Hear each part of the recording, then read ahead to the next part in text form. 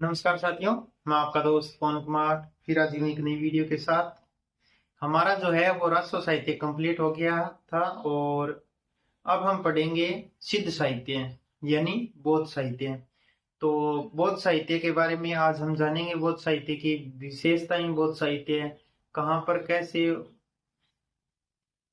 चला और उनसे संबंधित कुछ चीजें देखेंगे। ठीक है, तो बौद्ध साहित्य से संबंधित हमें जो है पूरा बौद्ध साहित्य वो दो वीडियो के अंदर देखें, दो पार्ट बांटेंगे, उसमें दो क्लासें आएगी छोटी छोटी और उसको हम कंप्यूटर स्क्रीन पर ही पढ़ेंगे एकदम बहुत बढ़िया तरीके से विस्तार से भी। ठीक है, तो आप इन चीजों को अच्छे से नोट करना, याद करना और एग्जाम की दृष्टि से बहुत महत्वपूर्ण भी है, क्योंकि आजकल जो प्रश्न बन रहे हैं आरपीएससी के वो लगभग इन विशेषताओं वगैरह से प्रश्न ही ज्यादा बन रहे हैं। तो इन चीजों को आप ध्यान से देखना, क्योंकि हम कंप्यूटर स्क्रीन पर बहुत अच्छे से विस्तार से पढ़ पाएंगे, इसलिए हम कंप्यूटर स्क्रीन के माध्यम से ही पढ़ेंगे। ठीक है, तो चलिए शुरू करते हैं। सिद्ध साहित्य, सिद्ध साहित्य जिसे बौद्ध साहित्य भी कहते हैं, यानी बौद्धों के द्वारा लिखा गया साहित्य सिद्ध साहित्य कहलाता है, जो कि 8वीं से 13वीं शताब्दी तक लिखा गया। ठीक है, इसका समय देखें तो समय हो जाएगा 8वीं शताब्दी से लेकर 13वीं शताब्दी, 8वीं शताब्दी से लेकर 13वीं शताब्दी तक इनका समय हो जाएगा। ठीक है, भाषा थी वो संध्या थी। इनकी भाषा कैसी थी? तो संध्या भाषा थी। और इस संध्या भाषा किसने कहा था? तो मुनि अद्वैय वज्र और मुनि दत्त सूरी, इन दोनों ने इनकी जो भाषा है उनकी भाषा को संध्या भाषा, संध्या या संध्या भाषा कहा है। ठीक है, इनकी शैली जो है वो उल्टवासी शैली के अंदर उल्टवासी शैली का पूर्व रूप देखने को मिलता है। ठीक है, शैली के अंदर उल्टवासी शैली का पूर्व रूप देखने को मिलता है। भाषा संध्या थी। संध्या जो है इनकी भाषा को किसने कहा संध्या भाषा? तो मुनि अद्वैय वज्र और मुनि दत्त सूरी ने। ठीक है,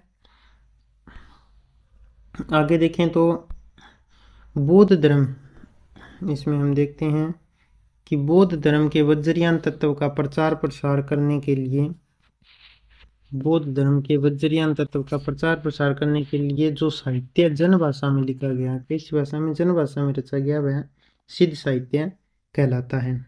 बौद्ध धर्म के वज्रयान तत्व का, ये बौद्ध धर्म के अंदर ही आता है वज्रयान, उसका प्रचार प्रसार करने के लिए। ठीक है, अब देखें प्रमुख केंद्र, इसके अंदर देखें तो प्रमुख केंद्र जो है वो नालंदा और विक्रमशिला नामक प्रसिद्ध विद्यापीठ थी। प्रमुख केंद्र कौन थे? एक तो नालंदा याद रखना, और एक नालंदा और विक्रमशिला,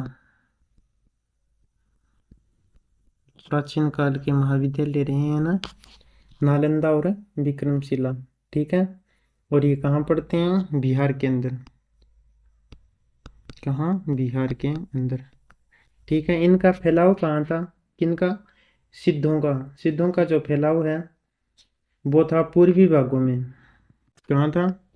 पूर्वी भागों में, पूर्वी भागों में। और जैनों का अगर देखें तो पश्चिम साइड में जैन ज़्यादा मिलेंगे, और इनका जो है वो पूर्वी साइड में। ठीक है, पूर्वी भागों में। इनके बाद देखें तो 84 सिद्धों का उल्लेख किसने किया है?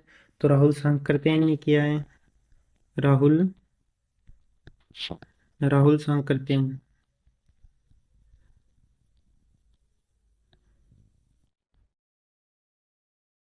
राहुल सांकृत्यायन ने 84 सिद्धों का उल्लेख किया है, राहुल सांकृत्यायन ने। ठीक है, सिद्धों में प्रथम स्थान किसका है? तो सिद्धों में जो प्रथम स्थान है वो सरहपा का है।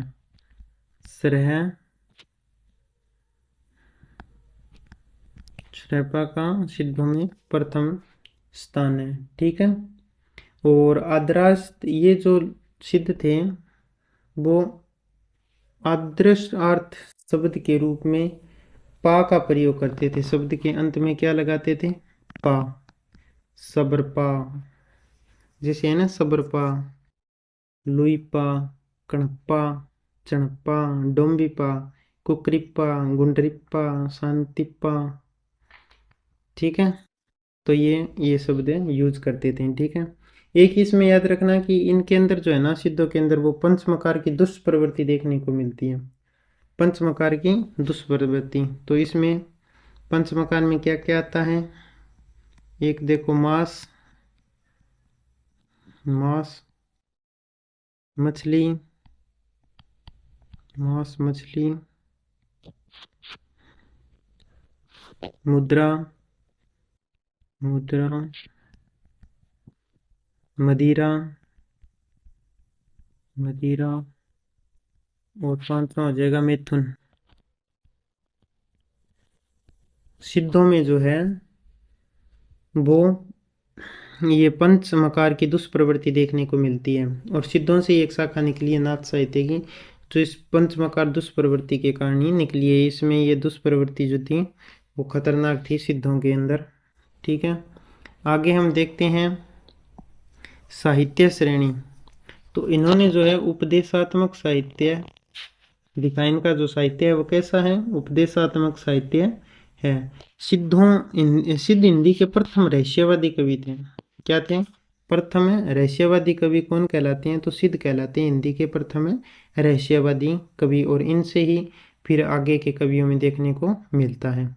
सिद्ध साहित्य का सर्वप्रथम संपादन का कार्य जो प्रारंभ किया, सर्वप्रथम संपादन कार्य वो वेंडल ने किया था, और ये एक पाश्चात्य विद्वान थे। कौन? वेंडल कौन थे? तो वेंडल पाश्चात्य विद्वान थे।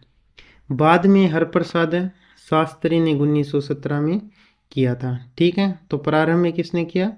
वेंडल ने किया, और बाद में हरप्रसाद शास्त्री ने किया। हरप्रसाद शास्त्री ने बोधगान और दोहा नाम से किया, जो कि बांग्ला भाषा में लिखा था।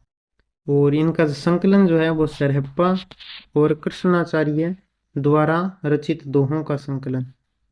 ठीक है, इन दोनों के दोहों में इनका संकलन मिलता है। अन्य विद्वानों द्वारा सिद्धों की रचना का प्रकाशन देखें तो अन्य में देखें तो प्रबोध चंद्र बागची, जिन्होंने दोहा कोश नाम से किया, और राहुल सांकरतेन द्वारा हिंदी काव्य धारा नाम से किया गया। ठीक है, ये क्या है कि इसमें जो सिद्धों की रचनाएं हैं उनका प्रकाशन है वो प्रबोध चंद्र बागची ने दोहा कोश नाम से किया, और राहुल सांकरतेन द्वारा हिंदी काव्य धारा नाम से किया गया। ठीक है, इनके बाद देखें तो हिंदी इनके साहित्य को, इनके सिद्धों के साहित्य को 3 भागों में बांटा गया। कितने भागों में? 3 भागों में बांटा गया है, जिसमें देखिए हम पहले आता है नीतिपरक या आचार संबंधित साहित्य, दूसरा देखें तो उपदेशात्मक साहित्य, तीसरा देखें तो साधना संबंधित यानी रहस्यवाद साहित्य देखने को मिलता है। ठीक है, ये इनके 3 भाग हैं इनके साहित्य के।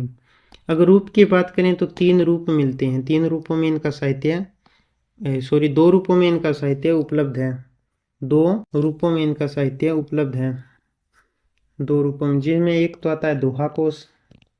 दोहा कोश जो है इसमें दोहा छंद का प्रयोग किया गया है। क्या किया गया है दोहा कोश में? दोहा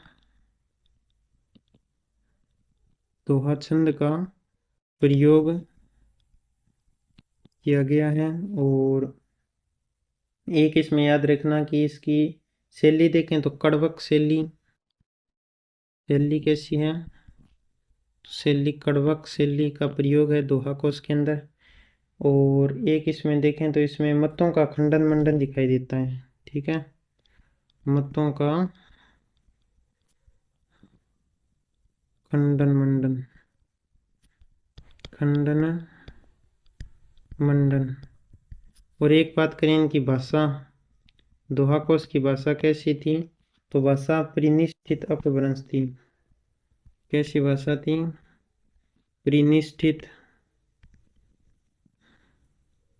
अपभ्रंश, अपभ्रंश इनकी भाषा थी। ठीक है, ये दोहा कोश से संबंधित है। एक इनका दूसरा रूप देखें तो वह है चर्यापद। कौन सा है? चर्यापद। चर्यापद की भाषा देखें तो भाषा इनकी मिलती है अवट। भाषा इनकी कैसी मिलती है? तो भाषा मिलती है इनकी अवट। ठीक है, ये गेय है यानी गाने योग्य है। चर्यापद क्या है? गेय है। और एक इसमें याद रखना कि यहाँ पर जो चर्या है, चर्या का अर्थ चरित या अनुष्ठान है। इसमें जो ये चर्या है ना, चर्या का अर्थ क्या है? चर्या का अर्थ है चरित या अनुष्ठान, चरित या अनुष्ठान, अनुष्ठान। ठीक है, ये चर्या का अर्थ है। भाषा पूर्वी अपभ्रंश से प्रभावित है इनकी, यानी अवट है, पूर्वी अपभ्रंश से प्रभावित है।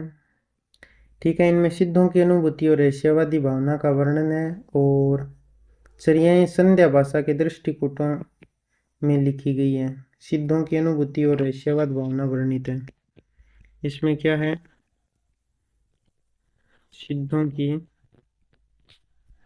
अनुभूति और रहस्य भावना, सिद्धों की अनुभूति और रहस्य भावना, रहस्य भावना चर्या पदों में मिलती है। तो ये दो रूप मिलते हैं इनके, साहित्य दो रूपों में उपलब्ध है, एक तो दोहा कोश में और एक है चर्या पद में। ठीक है, दोहा छंद का प्रयोग है दोहा कोश में, शैली कड़वक है, मतों का खंडन मंडन है, भाषा परिनिष्ठित अपभ्रंश है। ठीक है, अगर चर्या पद की बात करें तो ये इनकी भाषा अवट है, ये गेय योग्य है, यानी गाने से संबंधित है। चर्या अर्थ जो यहाँ पर चर्या पद के अंदर चर्या आया है, चर्या का अर्थ चरित या अनुष्ठान है, और सिद्धों की अनुभूति और रहस्य भावना का इसमें वर्णन किया गया है। ठीक है, तो ये आप पॉइंट है, याद रखना। आगे देखते हैं, 84 सिद्धों में से केवल 18 सिद्धों की ही रचनाएं प्रकाशित हुई है हिंदी काव्य के अंदर। ठीक है, 84 सिद्धों में कितने सिद्धों की रचनाएं प्रकाशित हुई है, तो 18 सिद्धों की रचनाएं जो है वो प्रकाशित हुई है हिंदी काव्य में। अब एक चीज आप याद रखना कि 84 जो सिद्ध हैं उनमें 4 महिलाएं हैं। क्या है, 4 महिलाएं हैं। इन 4 महिलाओं के नाम देखें तो सर्वप्रथम नाम आता है लक्ष्मी कृप्पा, लक्ष्मी कृप्पा, लक्ष्मी कृप्पा। फिर है कनकलापा, एक है मेखलापा, और फिर आता है मणिभद्रप्पा,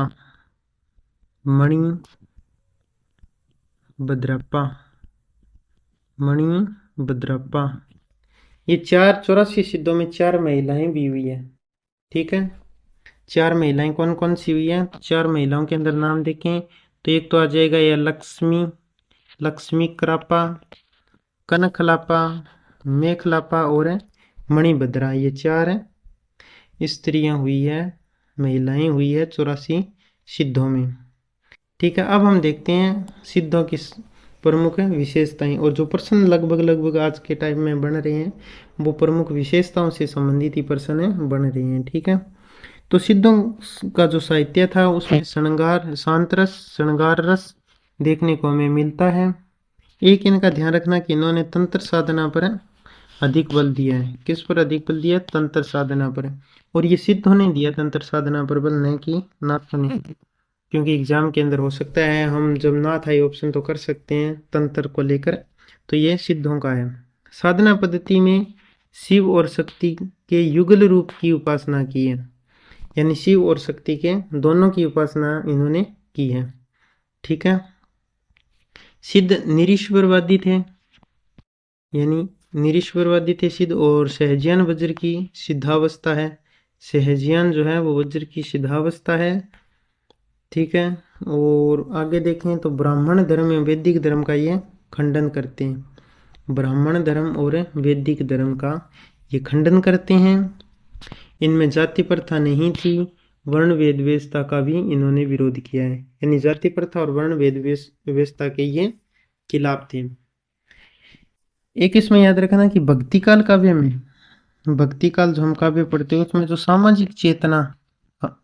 सामाजिक चेतना में दिखाई पड़ती है वह भी सिद्धों की देन है।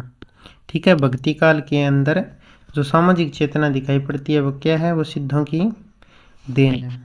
ठीक है, आचरण पक्ष पर बल दिया इन्होंने, सिद्धांत पक्ष पर नहीं दिया है। सिद्धांत पक्ष की बजाय इन्होंने आचरण पक्ष पर बल अधिक दिया है। गुरु के महत्व पर बल अधिक दिया, गुरु की महत्व व अनिवार्यता पर इन्होंने बल अधिक दिया है। इनकी जो वाणी थी उनका प्रचार प्रसार जो इन्होंने किया वो जन भाषा में किया, और दृष्टिकूट व उल्टवासी शैली का पूर्व रूप भी देखने को हमें मिलता है। दृष्टिकूट व उल्टवासी शैली का पूर्व रूप हमें देखने को मिलता है। एक इसमें याद रखना कि ये जाति पाति वर्ण भेद का विरोध करते ही थे, हमने देखा है। योग साधना पर बल दिया है, यही हमने देख दिया। इनका जो आचरण कैसा था, गुहाचरणों में विश्वास, यानी ये छिपा हुआ आचरण करते थे। ठीक है, छिपा हुआ आचरण करते थे। एक ये भी देखो डेफिनेशन राहुल सांकृत्यायन ने उन्होंने कहा कि सिद्ध सामंत युग की कविताओं की सृष्टि आकाश से नहीं हुई है, वे हमारे देश की ठोस धरती की उपज है। ठोस है, धरती की उपज है, हमारे देश की ठोस धरती की उपज है। ये याद रखना भी, राहुल सांकृत्यायन ने ऐसा कहा है। आगे देखें तो हजारी प्रसाद द्विवेदी। हजारी प्रसाद द्विवेदी क्या कहते हैं कि जो जनता तत्कालीन नरेशों की स्वेच्छारिता, पराजय का या पतन से त्रस्त होकर निराशावाद के गर्त में गिरी हुई थी, उनके लिए सिद्धों की वाणी ने संजीवनी बूटी का कार्य किया है। संजीवनी बूटी का कार्य किया है किसने, तो सिद्धों की वाणी ने जो है वो उस समय के लिए जनता के लिए संजीवनी बूटी का कार्य किया। तो संजीवनी बूटी का कार्य आप इस संजीवनी बूटी से याद रखना किसने कहा, हजारी प्रसाद द्विवेदी ने कहा है। ठीक है, और एक याद रखना कि सिद्ध साहित्य की जो प्रमुख विशिष्टता है वो क्या है, महासुखवाद मानी जाती है, क्योंकि इनमें वो हमने देखा था ना पंचमकार देखने को मिलते हैं। ठीक है, ठीक है साथियों, तो आज की जो क्लास है वो हमारी यहीं समाप्त होती है। हमने सिद्ध साहित्य के बारे में या बौद्ध साहित्य के बारे में कहीं तो अच्छे से जाना, देखा, और इनकी विशेषताएं वगैरह इनको आप अच्छे से, बहुत अच्छे तरीके से याद करना, इनको नोट कर लेना और बार बार रिवीजन भी करना ताकि ये चीजें याद रह सकें। ठीक है, कल हम पढ़ेंगे इसका नेक्स्ट पार्ट, और उस भाग के अगले भाग में जो हम देखेंगे इनके जो प्रमुख कवि है और उनकी रचनाएं हैं उनसे संबंधित अपना कल एक भाग और आएगा। ठीक है, thank you, take care, bye bye.